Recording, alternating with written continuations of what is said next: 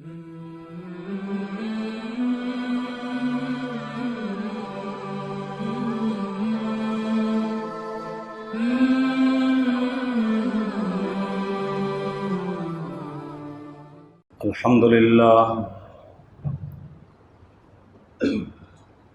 لله نحمده ونستعينه ونستغفره ونؤمن به ونتوكل عليه ونعوذ بالله من شرور أنفسنا ومن سيئات أعمالنا من يهده الله فلا مضل له ومن يضلله فلا هادي له ونشهد أن لا إله إلا الله وحده لا شريك له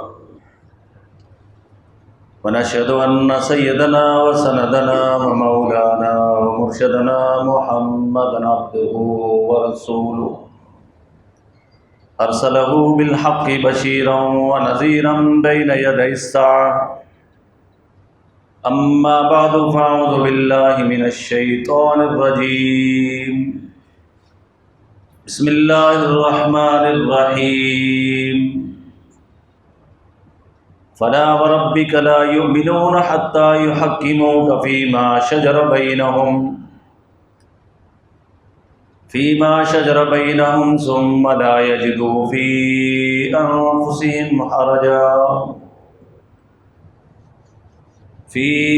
أنفسهم حرجا مما قضيت ويسلموا تسليما.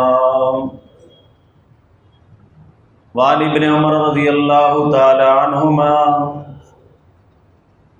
أن رسول الله صلى الله عليه وسلم قال اللهم أعز الإسلام بحب هذين الرجلين إليك بأبي جهل أو بعمر. قال وكان أحبهما إليه عمر. وعن عقبة بن عامر رضي الله تعالى عنه قال قال رسول الله صلى الله عليه وسلم لو كان بعدي نبي لكان عمر. وعن عائشة رضي الله تعالى عنها قالت قال رسول الله صلى الله عليه وسلم لقد كان في الأمم محدثون فإن يك في أمتي أحد فعمر بن الخطاب رضي الله تعالى عنه. وعن سعد رضي الله تعالى عنه قال قال رسول الله صلى الله عليه وسلم يا ابن الخطاب والذي نفسي بيده ما لقيك الشيطان سالكا فجاء قط إلا سلك فجا غير فجك. وعن عبد الله بن حنطب أن رسول الله صلى الله عليه وآله وسلم رأى أبا بكر وعمر فقال هذان السمع والبصر أو كما قال عليه الصلاة والسلام إن الله وملائكته يصلون على النبي يا أيها الذين آمنوا صلوا عليه وسلموا تسليما. اللهم صل على محمد وعلى آل محمد كما صليت على إبراهيم وعلى آل إبراهيم إنك حميد مجيد. اللهم بارك على محمد وعلى آل محمد كما باركت على إبراهيم وعلى آل إبراهيم إنك حميد مجيد. میرے محترم بزرگوں اور دوستوں، اسلامی سال 1442 ہجری مکمل ہونے والا ہے اور یکم محرم جس سے اسلامی سال کی ابتدا بھی ہوتی ہے اور اسی یکم محرم کو امیر المومنین مراد رسول رسول اللہ صلی اللہ علیہ وسلم کے سسر خلیفۃ المسلمین سیدنا عمر بن الخطاب رضی اللہ تعالیٰ عنہ کا یوم شہادت بھی ہے۔ ایک تو مسلمانوں کو چاہیے کہ وہ اسلامی مہینوں کا، سالوں کا حساب رکھے، کیونکہ بہت سے دین کے مسائل ایسے ہیں جس کا دار و مدار اسلامی سال، مہینے اور دنوں پر ہے۔ اور تو مفتی شفیع صاحب رحمۃ اللہ علیہ نے معارف القرآن میں اس کو فرض کفایہ لکھا ہے کہ اگر کچھ مسلمان اس کا حساب رکھ لیں گے تو سب کے ذمے سے ادا ہو جائے گا، اور اگر کسی نے بھی اسلامی مہینوں کا، سال کا حساب نہیں رکھا تو سارے مسلمان جو ہے گنہگار ہوں گے۔ سیدنا عمر بن الخطاب رضی اللہ تعالیٰ عنہ وہ جلیل القدر انسان ہے کہ جتنے بھی صحابہ حضور علیہ السلام کے پاس آئے وہ مرید بن کے آئے، اور حضرت عمر رضی اللہ عنہ آئے تو مراد رسول بن کے آئے۔ مراد رسول کا معنی یہ ہے کہ نبی کریم صلی اللہ علیہ وسلم نے دعا مانگی تھی کہ اے اللہ، ابو جہل اور عمر بن الخطاب میں سے جو آپ کو پسند ہے وہ مجھے عطا فرما دے۔ تو اللہ کی حکمت اور مشیت یہ تھی کہ اللہ تعالیٰ نے ہدایت کا فیصلہ سیدنا عمر بن الخطاب رضی اللہ عنہ کے لیے کیا تھا۔ گھر سے تو یہ چلے ہیں کہ حضور علیہ السلام کو نعوذ باللہ شہید کر دیتا ہوں تاکہ روز روز کا یہ جو معاملہ ہے یہ ختم ہو جائے گا، لیکن جب بہن اور بہنوئی کے گھر میں پہنچے اور وہاں اللہ کا قرآن سنا تو دل پگھل گیا، اور حضور علیہ السلام کی آ کے غلامی اختیار کی، مسلمان ہو گئے۔ حضور نبی کریم صلی اللہ علیہ وسلم اس وقت دار ارقم میں تشریف فرما تھے۔ اس وقت 40 مرد اور 11 عورتیں مسلمان ہو چکی تھی۔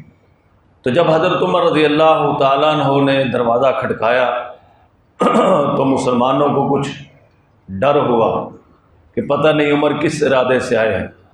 تو حضرت امیر حمزہ نے کہا ان کو آنے دو، اگر خیر کے ارادے سے آئے ہیں تو ٹھیک ہے، ورنہ انہی کی تلوار سے ان کا سر قلم کر دوں گا۔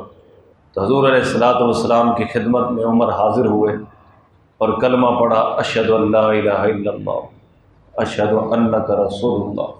مسلمان اس قدر خوش ہوئے کہ جوش میں نعرہ لگایا، اللہ اکبر کا نعرہ لگایا۔ حضرت جبرائیل علیہ السلام تشریف لائے کہ یا رسول اللہ صلی اللہ علیہ وسلم، مسلمان زمین پہ عمر کے مسلمان ہونے کی خوشیاں منا رہے ہیں، اور آسمان پہ اللہ کے فرشتے ان کے مسلمان ہونے پہ خوشیاں منا رہے ہیں۔ یہ ایسے مبارک انسان ہیں، اور ہر موقع پر نبی کریم صلی اللہ علیہ وسلم کا ساتھ دیے۔ جب مسلمان ہو گئے کہنے لگے یا رسول اللہ صلی اللہ علیہ وسلم، ہم کھلم کھلا بیت اللہ میں نماز کیوں نہیں پڑھتے؟ اگر ہم حق پر ہیں تو اب نماز مسلمان کھلم کھلا مسجد حرام میں پڑھیں گے۔ جو روکنا چاہے وہ عمر کے سامنے آ جائے، جس نے اپنے بچے یتیم کرانے ہیں، بیویوں کو بیوہ کرانا ہے، وہ عمر کے سامنے آ جائے۔ اور کفار پر ان کی ایک ہیبت تھی، کسی کو جرأت نہیں ہوئی، اور مسلمانوں نے کھلم کھلا بیت اللہ میں نماز ادا کی۔ اور جب انہوں نے ہجرت کی ہے تو عام طور پہ مسلمانوں نے چھپ کر ہجرت کی، لیکن حضرت عمر رضی اللہ عنہ نے تلوار لٹکائی اور کہا میں ہجرت کر رہا ہوں، جس نے آنا آ جاؤ۔ کس نے آنا تھا؟ اور جب نبی پاک صلی اللہ علیہ وسلم مدینہ میں جلوہ افروز ہوئے تو پھر ایسی محبت کا تعلق، ایسے پیار کا تعلق حضرت ابوبکر صدیق کا اور عمر فاروق کا کہ جب حضرت عمر رضی اللہ عنہ کی شہادت ہوئی تو حضرت عبداللہ بن عباس سے روایت ہے، فرماتے ہیں میں کھڑا ہوا تھا اور حضرت عمر کا جسم چارپائی پہ رکھا ہوا تھا، تو میرے کندھے پہ کسی نے ہاتھ رکھا، تو میں نے دیکھا تو وہ حضرت علی المرتضیٰ تھے رضی اللہ تعالیٰ عنہ۔ تو حضرت علی رضی اللہ تعالیٰ عنہ نے فرمایا کہ میں امید کرتا ہوں یہ اپنے 2 ساتھیوں سے جا ملیں گے، یعنی نبی پاک صلی اللہ علیہ وسلم سے اور ابو بکر صدیق سے، کیونکہ میں نے نبی کریم صلی اللہ علیہ وسلم سے کئی موقعوں پر یہ بات سنی ہے کہ آقا علیہ السلام فرماتے تھے فعلت انا ابو بکر و عمر، خرجت انا ابو بکر و عمر، ذهبت انا ابو بکر و عمر، آمنت انا و ابو بکر و عمر، کہ حضور علیہ السلام ہر موقع میں ان کو اپنے ساتھ شریک کرتے تھے کہ اس بات پر میں ایمان لایا، ابو بکر ایمان لائے اور عمر ایمان لایا، میں نے یہ کام کیا، ابو بکر نے یہ کام کیا اور فاروق نے یہ کام کیا، میں وہاں سے گیا، ابو بکر گئے، عمر گئے، میں آیا، ابو بکر آئے اور عمر آئے۔ اور بعض اب ایسے بھی ہوتا تھا کہ ان دونوں میں سے کوئی موجود نہیں ہوتا تھا، لیکن حضور علیہ الصلوۃ والسلام ان کو اپنے ساتھ شریک کرتے تھے۔ یہ بڑی ہی ایک عجیب فضیلت ہے ان کی کہ نبی پاک صلی اللہ علیہ وسلم بعض اب یہ فرماتے تھے آمنتو، میں ایمان لایا، اور ابو بکر ایمان لائے اور عمر ایمان لائے، یعنی اپنے ایمان کے ساتھ ابو بکر اور عمر کو ایمان میں شریک کرتے تھے۔ یہ اتنے اعلیٰ درجے کے صاحب ایمان تھے۔ اور قرآن مجید کے اندر علامہ جلال الدین سیوطی رحمۃ اللہ علیہ اور بہت سے اکابرین نے یہ لکھا ہے کہ قرآن مجید کے اندر تقریباً 20 سے لے کر 25 تک مقامات ایسے ہیں جو عمر نے زمین پہ بولا، اللہ تعالیٰ نے قرآن بنا کے نازل کر دی، یعنی حضرت عمر کی رائے پر اللہ نے قرآن نازل کیا۔ یہ میں نے جو آیت آپ کے سامنے پڑھی ہے فَلَا وَرَبِّكَ لَا يُؤْمِنُونَ حَتَّى يُحَكِّمُوكَ فِي مَا شَجَرَ بَيْنَهُمْ ثُمَّ لَا يَجِدُوا فِي أَنفُسِهِمْ حَرَجًا مِّمَّا قَضَيْتَ وَيُسَلِّمُوا تَسْلِيمًا۔ اس آیت کے بارے میں آتا ہے کہ 2 آدمی تھے، ایک منافق تھا، ایک یہودی تھا، دونوں میں کوئی جھگڑا ہو گیا اور یہ دونوں فیصلہ کروانے کے لیے چلے۔ منافق کہنے لگا کہ فیصلہ جو ہے کعب بن اشرف یہودی سے کرواتے ہیں، یہودی کہنے لگا کہ نہیں حضور سے کرواتے ہیں۔ بہرحال یہ دونوں جو ہے حضور علیہ السلام کی خدمت میں آئے تو نبی کریم صلی اللہ علیہ وسلم نے فیصلہ یہودی کے حق میں کر دیا جو حق پر تھا، منافق کے خلاف فیصلہ ہو گیا۔ اب منافق اپنے دل میں اس کا یہ خیال تھا کہ حضرت عمر تو یہودیوں کے بارے میں بڑے سخت ہیں، اس نے یہودی سے کہا کہ چلو حضرت عمر کے پاس چلتے ہیں۔ منافق نے یہودی سے کہا تو یہودی کہنے لگا کہ جب فیصلہ ہو گیا ہے، حضور علیہ السلام نے کر دیا ہے، تو اب کسی اور جگہ جانے کی کیا ضرورت ہے؟ کہنے لگے نہیں ذرا اور جو ہے وضاحت ہو جائے گی، ان کے پاس چلتے ہیں۔ تو بہرحال منافق اور یہودی دونوں حضرت عمر کے پاس چلے گئے اور جا کے سارا واقعہ سنایا کہ اس طرح حضور علیہ السلام نے فیصلہ یہودی کے حق میں کیا، ساری کارگزاری سنائی، لیکن ہم یہ چاہتے ہیں کہ ہمارا فیصلہ آپ کریں۔ منافق کہنے لگا تو حضرت عمر رضی اللہ عنہ نے فرمایا کہ اچھا ذرا ٹھہرو، میں تمہارا بھی فیصلہ کرتا ہوں۔ اندر گیا اور تلوار لے کے آئے اور باہر آ کے منافق کا سر قلم کر دی۔ فرمایا کہ جس کو میرے محبوب کا فیصلہ منظور نہیں، اس کا فیصلہ عمر کی تلوار کرے۔ اب منافقین نے بڑا شور کھڑا کر دیا کہ وہ تو جی اور صلح کے لیے گئے تھے، وضاحت کے لیے گئے تھے، فلاں کے لیے گئے تھے، تو ہم تو قتل کا مقدمہ کریں گے حضرت عمر پہ۔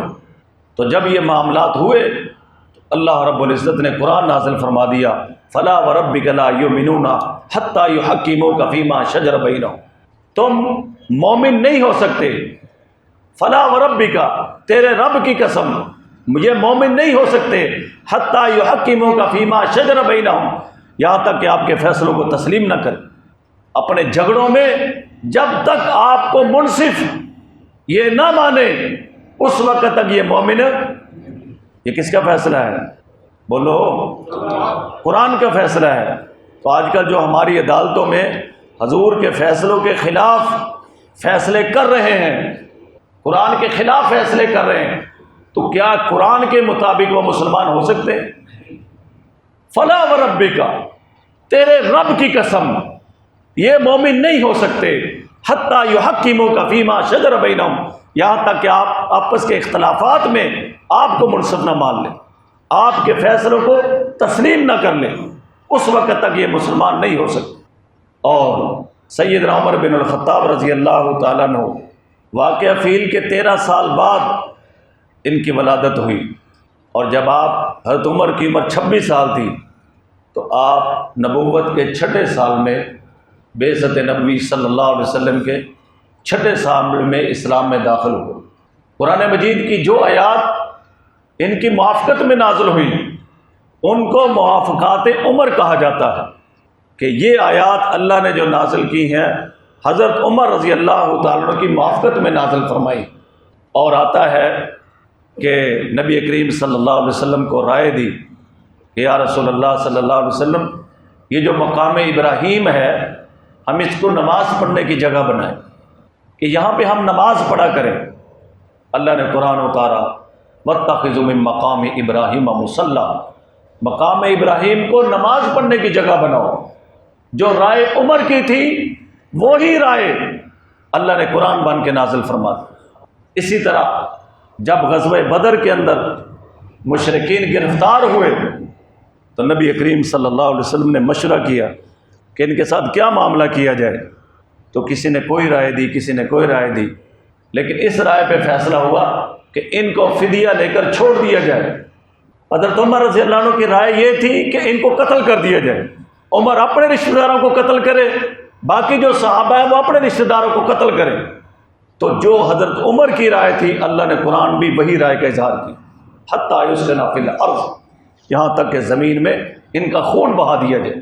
بدر کے قیدیوں کے بارے میں جو رائے اور فیصلہ حضرت عمر کا تھا وہی فیصلہ میرے اللہ کا تھا۔ اور اسی طرح ایک دفعہ حضور علیہ السلام کی ایک زوجہ مطہرہ قضائے حاجت کے لیے جا رہی تھی، پردے کا حکم نازل نہیں ہوا تھا، تو ایک منافق جو ہے اشارہ کرنے لگا کہ یہ دیکھو یہ حضور کی گھر والی جا رہی۔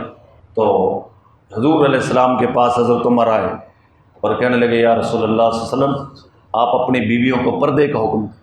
اللہ پاک نے قرآن نازل فرما دیا، یا ایھا النبی قل لازواجک وبناتک ونساء المؤمنین یدنین علیہن من جلابیبہن ذلک ادنی ان یعرفن فلا یؤذین وکان اللہ غفورا رحیما۔ اے نبی صلی اللہ علیہ وسلم، اپنی گھر والیوں سے کہہ دو، اپنی بیٹیوں سے کہہ دو، ایمان والوں کی عورتوں سے کہہ دو کہ اپنے چہروں پر چادروں کو لٹکا لیا کریں۔ تو پردے کا حکم نازل ہوا تو سیدنا عمر رضی اللہ تعالیٰ عنہ کی جو ہے فکر پر اور ان کی رائے پہ اللہ تعالیٰ نے پردے کو حکم کو نازل فرمایا۔ اور اسی طرح حضرت عمر رضی اللہ عنہ کی بڑی تمنا تھی کہ شراب کے بارے میں کوئی واضح حکم نازل ہو جائے۔ یہ تو ہوا تھا کہ شراب پی کر نماز نہ پڑھو، اور شراب کے بارے میں اور بھی 1-2 حکم نازل ہو چکے تھے، لیکن واضح طور پر کوئی حکم شراب کی حرمت کے بارے میں نازل نہیں ہوا تھا۔ تو حضرت عمر رضی اللہ تعالیٰ عنہ یہ مانگتے تھے کہ یا اللہ کو واضح حکم نازل فرما۔ تو اللہ نے قرآن نازل فرمایا انما الخمر والمیسر والانصاب والازلام رجس من عمل الشیطان، کہ بے شک شراب اور جوا اور انصاب اور ازلام یہ گندے شیطانی کام ہے، فاجتنبوہ، تم ان سے باز آ جاؤ، لعلکم تفلحون، تاکہ تم کامیاب ہو جاؤ۔ اسی طرح حضور علیہ الصلوۃ والسلام نے جب عبداللہ بن ابی کا جنازہ پڑھایا، یہ منافقین کا سردار تھا، تو جنازہ پڑھانے کے لیے جب تیار ہوئے تو حضرت عمر رضی اللہ عنہ نے کہا کہ یا رسول اللہ صلی اللہ علیہ وسلم آپ اس کا جنازہ نہ پڑھائیں، ساری زندگی یہ اسلام کی مخالفت کرتا رہا، کفر کی حمایت کرتا رہا، کون سی اذیت اور تکلیف ہے، حتیٰ کہ حضور کی بیوی سیدہ عائشہ پر تہمت لگی ہے، تو سب سے آگے یہ تھا یا رسول اللہ آپ اس کا جنازہ نہ پڑھائیں۔ لیکن حضور علیہ السلام نے جنازہ پڑھا دیے۔ اللہ نے قرآن نازل فرمایا وَلَا تُصَلِّ عَلَىٰ أَحَدٍ مِّنْهُمْ مَاتَ أَبَدًا وَلَا تَقُمْ عَلَىٰ قَبْرِهِ، کہ آپ ان کی نہ تو جنازہ پڑھائیں، وَلَا تَقُمْ عَلَىٰ قَبْرِهِ، اور نہ آپ ان کی قبر پر کھڑے۔ تو جو رائے حضرت عمر دیتے تھے اللہ رب العزت جو ہے اسی کو قرآن بنا کے نازل فرما دیتے۔ اسی طرح جب سیدہ عائشہ رضی اللہ تعالیٰ عنہ پر تہمت لگی، منافقین نے تہمت لگائی، تو نبی پاک صلی اللہ علیہ وسلم نے صحابہ سے مشورہ کیا کہ تمہاری کیا رائے ہے؟ ہر ایک نے اپنی اپنی رائے دی۔ حضرت عمر نے عرض کیا کہ یا رسول اللہ صلی اللہ علیہ وسلم، یہ نکاح آپ نے خود کیا ہے یا اللہ نے کروایا ہے؟ تو نبی کریم صلی اللہ علیہ وسلم نے فرمایا کہ میرا عائشہ سے نکاح اللہ نے کروایا ہے۔ تو اسی وقت حضرت عمر نے کہا یا رسول اللہ سبحانک ھذا بہتان عظیم، یہ بہتان عظیم ہے یا رسول اللہ، عائشہ پاک ہے، ان کے اندر کوئی مسئلہ نہیں، یہ منافقین کی تہمتیں ہیں، یہ آپ سے دشمنی رکھنے والوں کا بغض ہے، سبحانک ھذا بہتان عظیم، یہ بہتان عظیم ہے، یہ بہت بڑی تہمت ہے۔ حضرت عمر یہ زمین پر بولے ہیں، اللہ نے قرآن بھی انہی الفاظ میں اتار دیا، سبحانک ھذا بہتان عظیم۔ ایسے عظیم انسان ہیں سیدنا عمر رضی اللہ تعالیٰ عنہ، اور حضور علیہ الصلوۃ والسلام نے آپ کے بارے میں یہاں تک فرمایا لو کان بعدی نبی لکان عمر، اگر میرے بعد کوئی نبی ہوتا تو عمر ہوتا۔ سیدنا عمر رضی اللہ عنہ کا یہ مقام ہے، اللہ نے نبوت کا دروازہ حضور پہ بند کر دیا ہے، لیکن اگر نبوت کا سلسلہ چلتا تو اس امت میں نبی ہونے کی جو صلاحیت تھی وہ حضرت عمر میں، حضرت عمر نبی ہوتے، لیکن آپ خاتم النبیین ہیں، آپ کے بعد کوئی نیا نبی نہیں آ سکتا، نبوت کا دروازہ بند ہو گیا۔ لیکن حضور علیہ السلام نے بطور مثال کے فرمایا لو کان بعدی نبی لکان عمر، اگر نبوت کا سلسلہ چلتا تو اس امت کے نبی عمر ہوتے۔ ایسی عظمت والے سیدنا عمر رضی اللہ تعالیٰ عنہ، سیدنا عمر رضی اللہ تعالیٰ عنہ جب خلیفہ بنے، خلافت قائم ہوئی تو فتوحات کا دروازہ کھل گیا۔ حضور علیہ السلام کے بعد پہلے خلیفہ حضرت ابوبکر صدیق بنے۔ حضرت ابوبکر صدیق رضی اللہ عنہ کو جب خلافت ملی تو گویا فتنوں کا دروازہ کھل گیا تھا، بہت سے قبائل عرب کے مرتد ہو چکے تھے، اور بہت سے لوگ یہ کہتے تھے کہ جناب ہم نمازیں پڑھیں گے، کلمہ پڑھیں گے، لیکن زکوٰۃ نہیں دیں گے، مانعین زکوٰۃ کا فتنہ۔ اور پھر مسلمہ کذاب ایک بہت بڑا شعبہ باز تھا، اس نے نبوت کا دعویٰ کیا، اور بہت سے لوگ کھڑے ہو گئے اور اپنے اپنے قبائل کو ساتھ ملا لیا، اور وہ چاہتے تھے کہ اسلام کو سب ہستی سے مٹا دیا جائے۔ سیدنا ابوبکر صدیق رضی اللہ تعالیٰ عنہ ان حالات میں کھڑے ہوئے اور عجیب الفاظ ارشاد فرمایا کہ بعض صحابہ نے بھی یہ رائے دی کہ جو لوگ نمازیں پڑھتے ہیں، روزے رکھتے ہیں، کلمہ پڑھتے ہیں، آپ ان پہ کوئی نرمی کریں، ابھی دوسرے قبائل سے تو ہم نمٹ لیں، پھر ہم ان سے بھی نمٹ لیں گے۔ تو حضرت ابوبکر صدیق نے عجیب جملہ ارشاد فرمایا کہ دین میں کمی آ جائے اور ابوبکر زندہ ہو، یہ ممکن ہے؟ ایسا ہو ہی نہیں سکتا۔ پھر حضور علیہ السلام زندگی میں ایک لشکر تیار کر کے گئے تھے حضرت اسامہ کی سرداری میں، تو حضرت ابوبکر صدیق نے فیصلہ دیا یہ لشکر جائے گا، جس مہم پہ حضور نے بھیجا ہے یہ لشکر وہاں جائے گا۔ اب اس کے بارے میں صحابہ کہنے لگے کہ ہمارا اس وقت تو مدینہ خطرے میں پڑا ہوا ہے، آپ اس لشکر کو نہ بھیجیں، حتیٰ کہ یہاں تک کہا کہ حضور امیر خلیفۃ الرسول، آپ صرف ایسا کریں کہ حضرت اسامہ کی جگہ کسی اور کو لشکر کی سرداری دے دیں۔ اور میں ایسا ہو ہی نہیں سکتا کہ اسامہ کو لشکر کا سربراہ حضور بنائے اور ابوبکر اس کو بدل دے، ایسا ہو ہی نہیں سکتا۔ تو ایسے کٹھن قسم کے حالات ابوبکر صدیق کی 2.25 سالہ خلافت میں پیش آئے، ان کو فتنوں سے فرصت نہیں ملی، لیکن ان کی استقامت، ان کی جرأت، حضرت ابوبکر صدیق رضی اللہ عنہ کی فراست کا نتیجہ یہ نکلا کہ 2.25 سالوں میں سارے فتنے اللہ نے ختم کر دی، مانعین زکوٰۃ بھی راہ راست پہ آ گئے، مسلمہ کذاب بھی قتل ہو گیا، اور جتنے بھی مرتد تھے، فتنہ باز تھے، یا وہ سب ختم ہو گئے یا اسلام کی طرف دوبارہ آ گئے۔ تو حضرت ابوبکر صدیق کا زمانہ تو انہی حالات میں گزرا، مرتدین کے فتنے کے خلاف اور جو ہے نبوت کے دعوے داروں کے خلاف، ان لوگوں کے ساتھ جہاد کرنے میں ان کا وقت گزرا۔ اور حضور علیہ الصلوۃ والسلام نے فرمایا تھا کہ میرے سامنے کچھ لوگ پیش کیے گئے اور ان کے اوپر قمیضیں تھیں، کسی کی قمیض سینے تک تھی، کسی کے اس سے نیچے تک تھی، اور میں نے عمر کو دیکھا ان کی جو ہے قمیض تھی وہ نیچے تک تھی. یعنی ایسی خلافت قائم ہوگی کہ جس کی روشنی جو ہے دنیا میں عام ہو. تو جب حضرت عمر رضی اللہ عنہ کا زمانہ آیا تو فتوحات کا دروازہ کھل گیا. ایران فتح ہوا، مکران فتح ہوا، عراق فتح ہوا، شام فتح ہوا، مصر فتح ہوا. کتنے ہی علاقے. حضور علیہ السلام جب دنیا میں تھے تو جزیرۃ العرب کے اندر اسلام تھا، اور حضرت ابو بکر صدیق کے زمانے میں بھی تقریباً یہی کیفیت تھی. اور جب حضرت عمر رضی اللہ عنہ کا زمانہ آیا تو 22 لاکھ مربع میل پر حکومت اسلام کی. 22 لاکھ مربع میل کے حکمران تھے. اور ان کے فضائل کیا ہیں؟ حضرت عمر رضی اللہ تعالیٰ عنہ کی جو حکومت ہے وہ صرف انسانوں پر نہیں تھی. ان کا حکم جو ہے آگ پر بھی چلا ہے، ان کا حکم پانی پر بھی چلا ہے. ان کی آواز سینکڑوں میل دور ساریہ نے بھی سنی ہے. آپ نے سنا ہوگا کہ مصر کا جو دریائے نیل ہے، مسلمانوں کے گورنر نے لکھا کہ دریائے نیل خشک ہو جاتا ہے، اور یہاں کے رہنے والوں کا رواج یہ ہے کہ ایک بڑی حسین و جمیل خوبصورت لڑکی کو ہار سنگار کر کے اس میں ڈال دیا جاتا ہے، پھر یہ پانی رواں ہوتا ہے. تو آپ بتائیں میں کیا کروں؟ میرے لیے کیا حکم ہے؟ ان لوگوں کا تو یہی طریقہ ہے. تو سیدنا عمر بن الخطاب رضی اللہ تعالیٰ نے خط لکھا، بسم اللہ کے بعد لکھا، اللہ کے بندے عمر کی طرف سے، اے دریا اگر تو اپنی مرضی سے چلتا ہے تو ہمیں تیری کوئی ضرورت نہیں، نہ چل، ہمیں نہیں چاہیے تیرا پانی. اور اگر تو اللہ کی مرضی سے چلتا ہے تو جیسے پہلے چلتا تھا پھر دوبارہ اسی طرح چلنا شروع کر دے. حضرت عمر رضی اللہ تعالیٰ عنہ کا وہ خط جب پانی میں ڈالا گیا، آج 14 صدیاں گزر گئی، دریائے نیل کا پانی دوبارہ خشک نہیں ہوا.